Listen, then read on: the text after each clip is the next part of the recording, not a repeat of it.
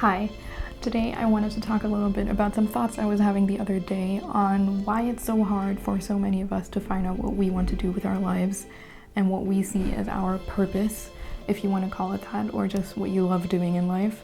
As a little disclaimer before I start talking about this, I just also wanted to say that I know that it is a privilege to be thinking about this topic, to be talking about it, because I know that for a lot of people it is not possible to choose what you do with your life because of your economic situation, your social situation, all of that stuff. But even then, I think little ways in which you can incorporate what you see as your purpose or what you love to do in life into daily life is already going to improve your emotional well-being and is going to help you live a better, more fulfilling, more interesting life.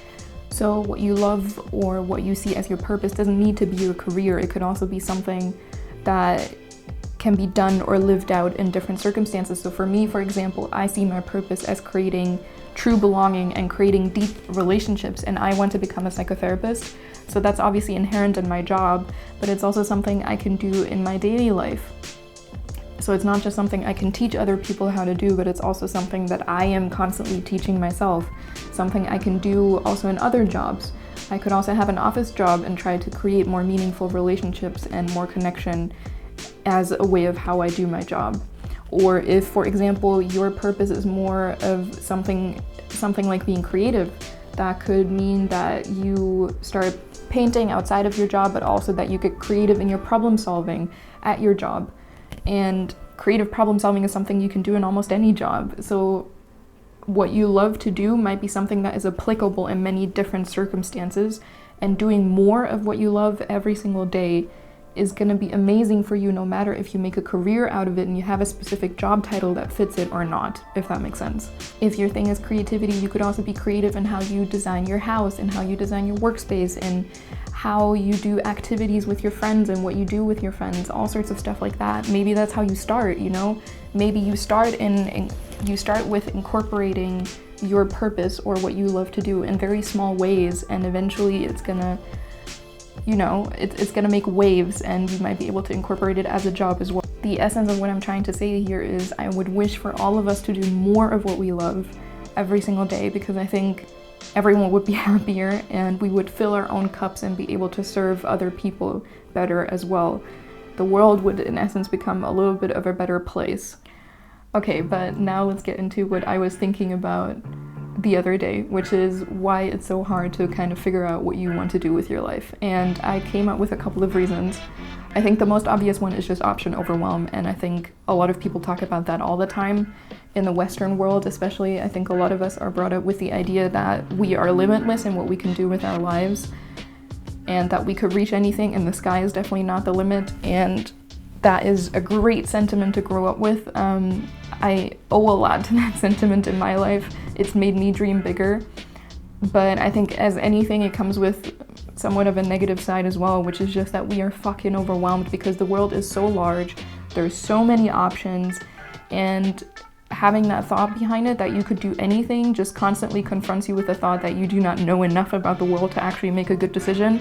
There could always be something better you could be doing, something that gets you further in life, something that brings you more money, something that brings you more social influence, whatever. There might always be another option that might be better, you know, that type of thinking. And I think that's really overwhelming, and it puts a lot of pressure on us to find the perfect thing. And that is obviously not gonna work out, because everything is gonna have positive aspects to it and negative aspects to it as well. Everything is gonna be hard at some point, and nothing is gonna be fun every single day. And your perfect job might look very different from what other people think a perfect job is, and so forth. So there's just too many options. It's very overwhelming, and there's a lot of pressure on finding what you love to do.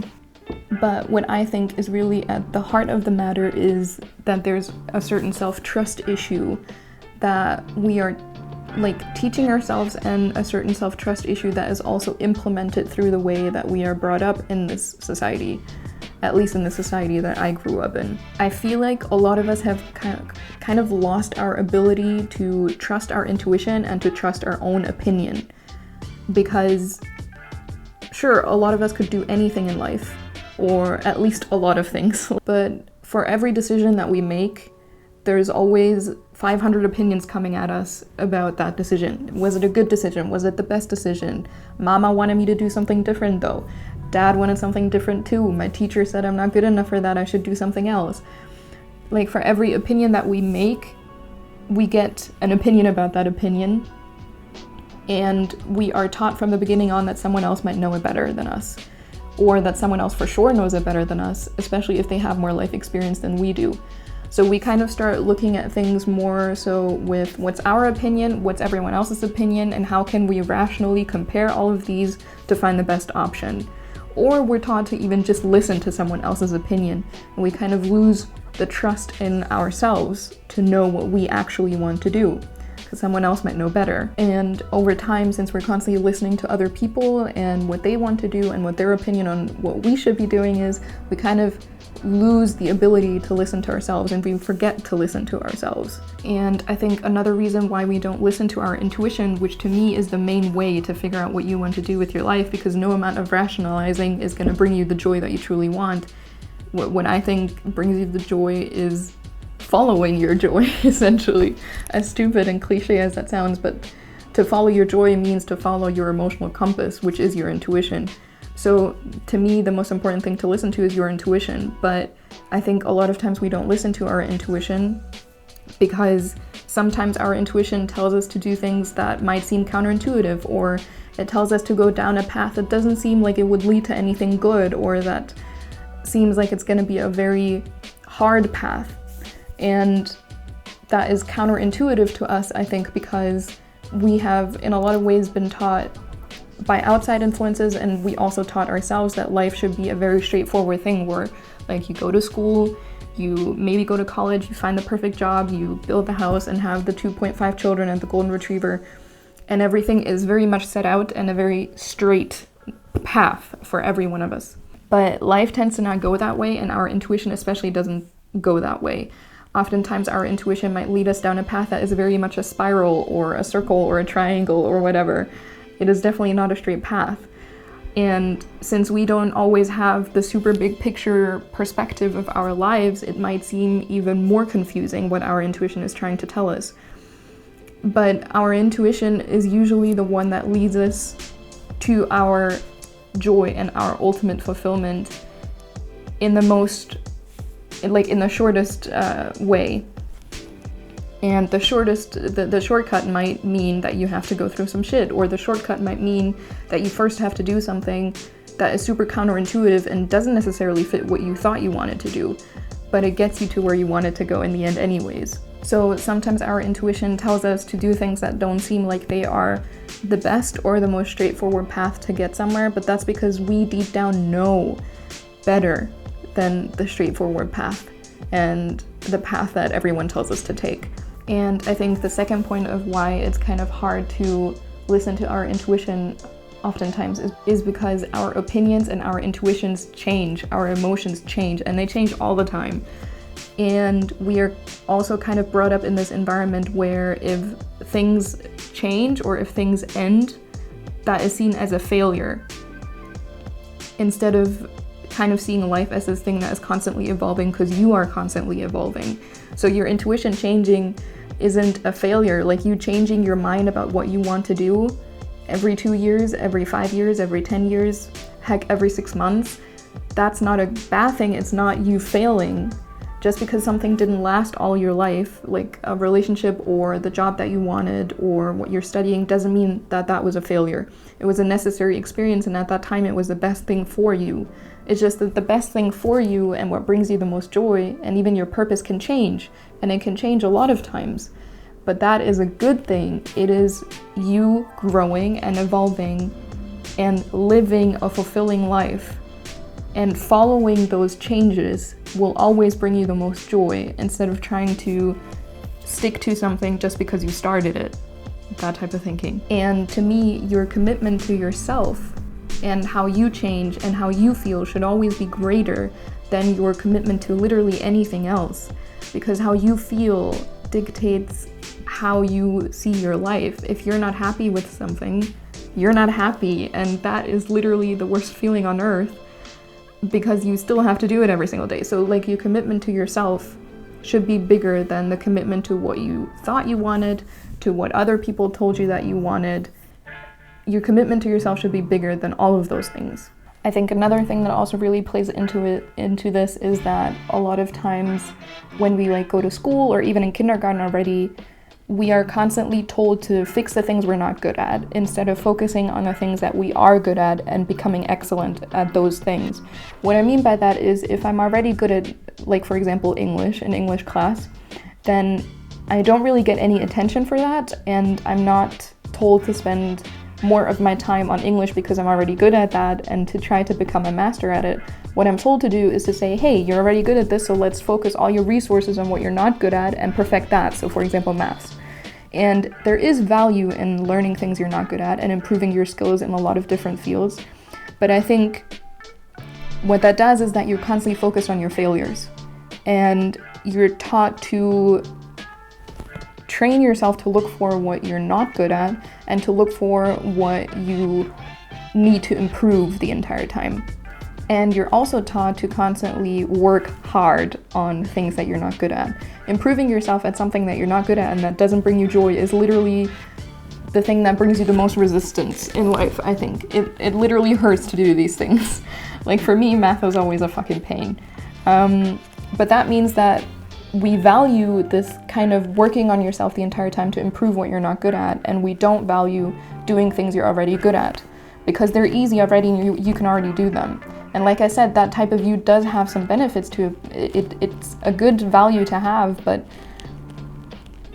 your purpose to me is something that comes easy to you, it comes natural to you, it's something you are good at naturally.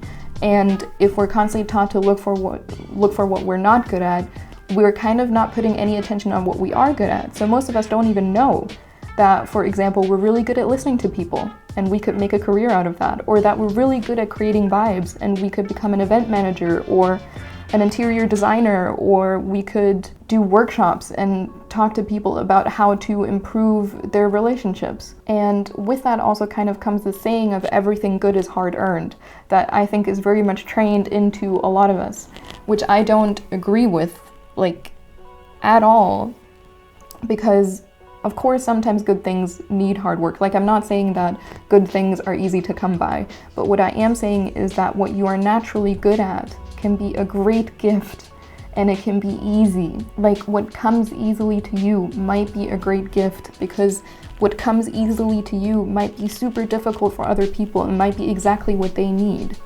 What you're good at is what other people might not be as good at.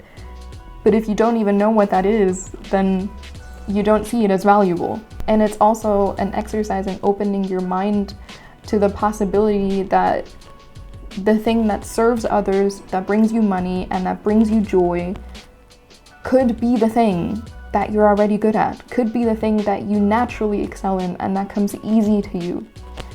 And again, here I just wanted to say, your purpose doesn't need to be your job. Again, it could be something small that you do every day and that brings you a lot of joy, or it could be something you do outside of your job or as a side hustle. It doesn't need to be your job, but I think for a lot of us that kind of play with the idea of purpose, we want to make a career out of it. But I just wanted to throw that in there again.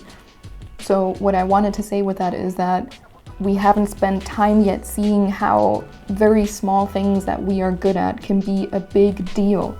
Like me being good at listening to people, I can get coin for that. Like I can make that a job.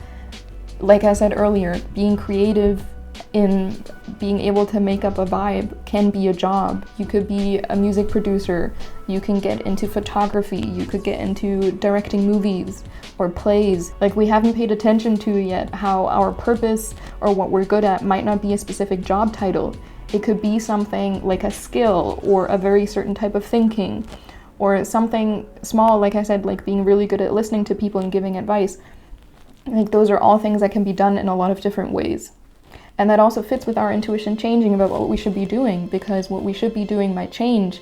But if we know what we're naturally good at and we master that, it can be put into use in many different contexts. And then when we want a job change, it's not going to be the end of the world, because your purpose can still be fulfilled in a different job too.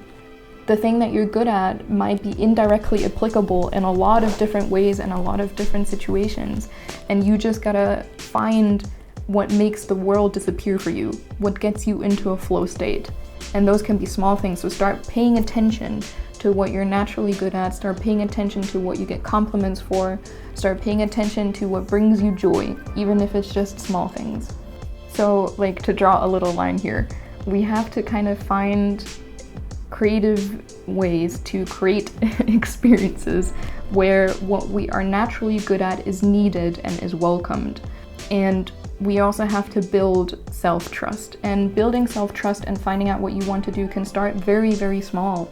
Like, for example, when you wake up the next morning after, like tomorrow, and the first thought you have is, what should I be eating for breakfast or whatever, really try to listen to what you want to do, regardless of what you learned or what you think you should be eating. Just like, listen, do I want toast or bread? Do I want toast or bread today? Do I want toast or a cereal today, for example? And making that choice based on your emotions, and then actually having a good time eating it and having joy in eating toast that day. It's gonna teach your body that it can start trusting you, because you're gonna do what feels good for yourself. And then going on to say, okay, how can I make work a better experience today? Do I want to work at my desk, or do I want to go to the library? Like, constantly making decisions based on how you feel and constantly choosing what brings you the most joy in very small ways is gonna start to build self-trust for you, and you're slowly gonna get closer and closer to what you love doing in daily life. And what you love doing in daily life is what your purpose consists of. And I think the last thing I wanted to say was that I think we all put a lot of pressure on ourselves to know it all before we even start. Before we start working on something, before we start improving on something, before we make every single decision, we want to have full knowledge of the future, essentially. And that's too much pressure, I think, on all of us. And I would just say, start small with anything that you do, but start, and start as soon as you can. You do not need to know it all. You don't need to have a 10-year plan, and you don't need to have a 20-step plan for the next 6 months even. Just start with things that bring you joy, and you will get closer and closer to finding out what you want to do with your life. I promise you that.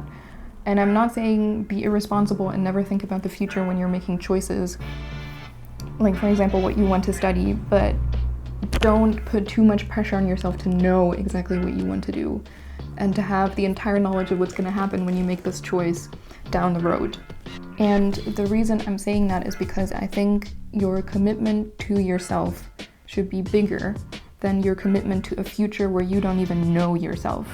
Your commitment to your present self should be the biggest thing in your life, because committing to what brings the present you the most joy is going to lead to you stacking moments and moments and moments of joy on top of each other. And that's what's going to build your life, is these moments of joy in the now. You don't know what your future self is going to think and how it's going to feel and how you're going to change in the next 5 years. So making decisions for a future you that you don't know yet, that you only have assumptions for, might not lead to the most joy. But what you should be focusing on is the present moment and what brings you joy right now. Again, not being completely irresponsible and not thinking about the future at all. But I'm saying put more weight and more value into the present you and what the present you likes to do. Because you can always change down the line, but you can't go back and fix moments where you were unhappy because you were trying to do something that you're not good at or that you're only average at for the sake of a future that you know nothing about. And I also just wanted to throw it in there that up until now, you've been able to survive literally anything if you're watching this video. No matter how you changed, no matter how the world changed, you were able to be here. And you accomplished a lot of great things just by getting to this moment. So cut yourself some slack and trust yourself that you're going to be able to keep on surviving no matter what happens. And every single experience that you have, no matter if it was a good one or a bad one, has either taught you something or will teach you something in the future about who you are and what you want to do. So cut yourself some slack, take some of the pressure off of yourself if you can, and just commit to your joy in small ways and then also in bigger ways as soon as you start trusting yourself a little bit more. And that's my advice. I know that opinions will differ here. I know that everyone will think differently about this topic. But those were just some general thoughts I had that might help you to get a little closer to what you want to do with your life. And if nothing else, what I want to say that hopefully sticks is that I heard somewhere, and I don't know who said it anymore, so I'm very sorry I can't quote the person, but someone once said, as long as you feel like something is impossible, it is. But as soon as you open up your mind to the possibility that something is possible, it becomes possible. So what I'm saying here is, if you have a crazy idea as to what you want to do with your life, think about it. Pretend that in a hypothetical universe, it's possible for you to do that. And as soon as you do that, your mind will open up and come up with solutions that you could have never thought about if you thought that what you wanted was impossible. So give it a shot. All I'm saying here essentially is play with ideas. Play, and dream big, and open yourself up to new solutions and alternative options. Open yourself up to getting to know yourself and getting to know what you're naturally good at and what comes to you easily, because those things are valuable, those things are needed, and focusing on those things will bring with it so many different options as to what you can do with your life, because what you're good at can be used in many different situations and many different ways. Trust me on that. So with that, be committed to yourself, be committed to your own joy, and I hope that this helps a little bit. And yeah, I hope you're all well, and I'll see you soon.